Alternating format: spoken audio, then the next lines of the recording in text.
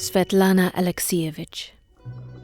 I began to receive letters from all over the country. They learned about me through the grapevine. They invited me to their reunions or simply to one of their homes for tea and cakes. Dozens of trips, hundreds of recorded cassettes, thousands of yards of tape. I got a phone call one morning. "I've come from Crimea. I'm calling from the train station. Is it far from you? I want to tell you my war." I was about to go to the park with my little girl, to ride the merry-go-round. How can I explain to a 6-year-old what it is I do? I would like to send her out into this world with a gentle heart.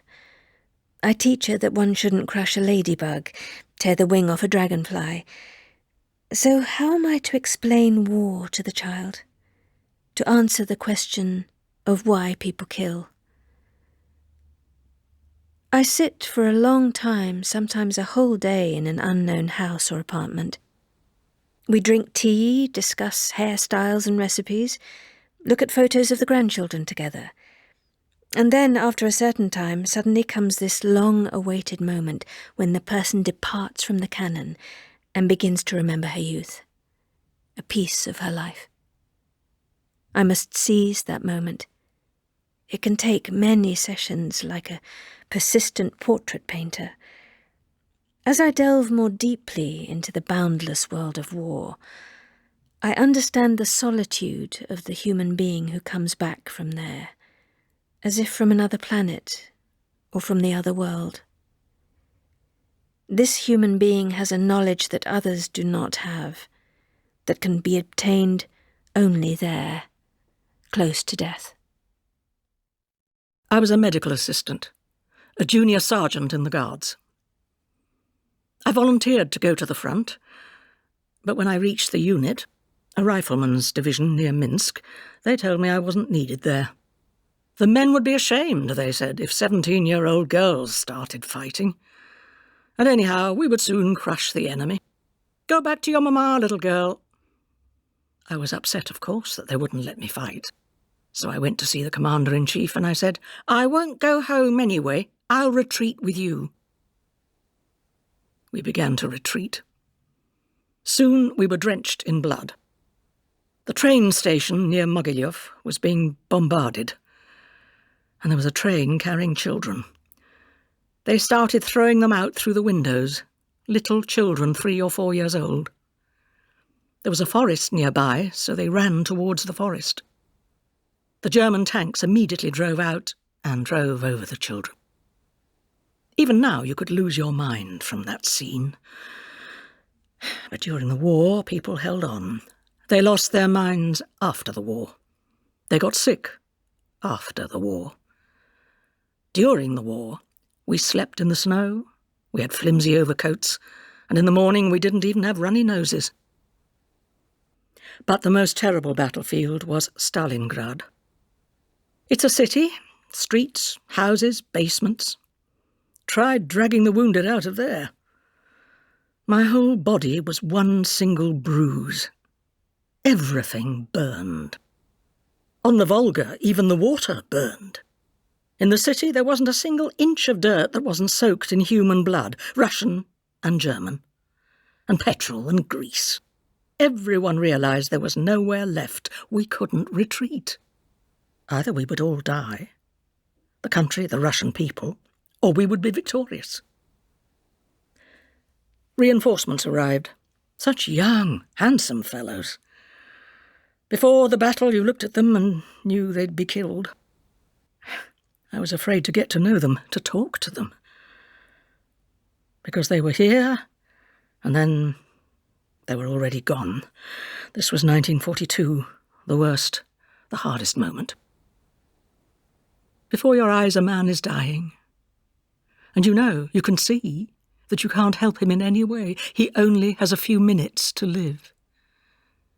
You kiss him, caress him, speak tender words to him. You say goodbye. Well, you can't help him any other way. I still remember those faces.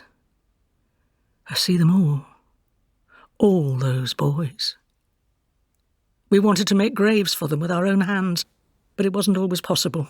We left, and they stayed. You bandage his whole head, and under the bandages he's already died on you. And he gets buried with his head covered in bandages. At least if he died on the battlefield, he was looking to the sky. Or he dies and asks, "Close my eyes, dear nurse, but carefully." When the fighting at Stalingrad ended, we were ordered to evacuate the most seriously wounded on steamboats and barges. On the boat I was on, we had gathered those with missing hands, missing legs, and hundreds sick with tuberculosis. They promised we'd finally get to rest from battle. They said it was even like a reward, like an encouragement. But it turned out to be even worse than the Stalingrad hell. On the battlefield, you pulled a man out, gave him some aid, and handed him over. You had confidence that he was all right now. They had taken him away. You go on, you crawl after the next one. But here, they're in front of your eyes all the time. They refuse to eat. They want to die. There was this one captain. I had to sit by his side even at night. He had lost both arms and wanted to put an end to his life. Once I forgot to warn the other nurse. I went out for a few minutes and he threw himself overboard. We are in a wheat field. It's a sunny day. The German submachine guns go rat-a-tat-tat. Then silence. All you hear is the wheat rustling. Then again, the German submachine guns go rat-a-tat-tat. And you think, will you ever hear again how the wheat rustles? At 2 o'clock in the morning, they come to relieve me at my post. But I refuse. I would stand here all night till dawn, just to hear the birds sing. It's night. You stand, watch, and listen to every sound like a lynx. In war, they say you're half human and half beast. It's true. There's no other way to survive. If you're just a human being, you won't stay whole. I didn't know I could sleep while I walked. You march in a column and you sleep. You bump into the one marching ahead of you, wake up for a second, and fall asleep again.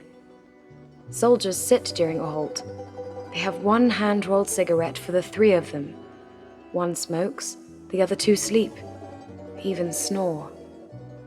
How heavy the wounded are in winter. They're all cold, like the dead. The army shirts get stiff from blood and melted snow. The tarpaulin boots from blood and ice. Impossible to cut.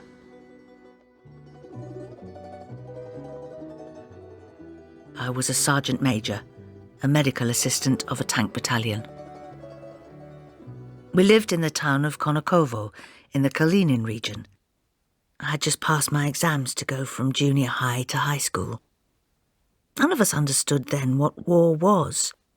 For us, it was some sort of game, something from a book. We had been brought up on the romanticism of the revolution, on ideals. Our family lived in a big communal apartment, and every day somebody left for the war. Uncle Petya, Uncle Vasya. We saw them off. We went all the way to the train with them. Music played, women wept, but none of that frightened us. The brass band always played the march, "The Slav Girls' Farewell." We too wanted to get on the train and leave, to that music. Soon the Germans came very close to our town. They were some 7 miles away. We could hear the cannon fire. All of us girls ran to the recruiting office. Some captain chose girls for a tank unit. He didn't even listen to me, because I was 17 and I was only 5'3" tall. "But I'm a young communist girl like all the others, aren't I?" I began to cry. "Of course you're a young communist girl, but a very small one." And my girlfriends, big, strong girls, were taken. I was offended that they were going and I was left behind. I said nothing to my parents, of course. I went to see the girls off, and they took pity on me. They hid me in the back of the open truck, under a tarpaulin. After the battalion went into combat, they all forgot that I was to be sent home. At the age of 18, I was awarded the Medal for Distinguished Service and the Order of the Red Star. At 19, the Order of the Patriotic War, 2nd degree. I came back from the war grey-haired, 21 years old, but my hair was completely white. Medical assistants in tank units died quickly. There was no room provided for us in a tank. You had to hang on to the armour plating, and the only thought was to avoid having your legs drawn into the caterpillar tread. We were 5 girlfriends at the front: Lyuba, Shura, Tonya, Zina and me. The tank soldiers called us the Konokovo girls, and all the other girls were killed. Before the battle in which Lyuba was killed, she and I sat in the evening hugging each other. It was 1943. She suddenly said to me, "You know, I'll be killed in this battle. I have some sort of premonition. I went to the sergeant major, asked to be issued new underwear, and he turned stingy. You got some just recently. Let's go in the morning and ask together." I tried to calm her down. We've been fighting for 2 years. By now, bullets are afraid of us. But in the morning, she persuaded me to go to the sergeant major anyway, and we got him to give us new sets of underwear. So there she was in this new undershirt, snow white with laces.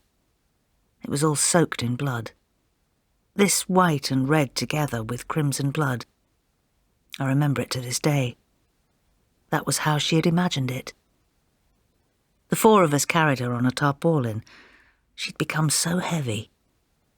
We lost many in that battle. We dug a big common grave. We put them all in it, without coffins as usual, and Lyuba on top. I still couldn't grasp that she was no longer with us, that I would never see her again. I wanted to take at least something from her to remember her by. She had a ring on her finger. I took it. The boys held me back. "Don't you dare, it's bad luck." But when we were taking leave of her, and each one threw a handful of earth into the grave, I threw some too, and the ring fell off with it into the grave, to Lyuba. Shura, she was the prettiest of us, like an actress. She hid the badly wounded among the hayricks. Shelling began, the hay caught fire. Shura could have saved herself, but she would have had to abandon the wounded. She burned up with them. Tonya shielded the man she loved from a mine fragment. She died and he survived. There were 5 of us girls from Konokovo, but I alone came back to Mama.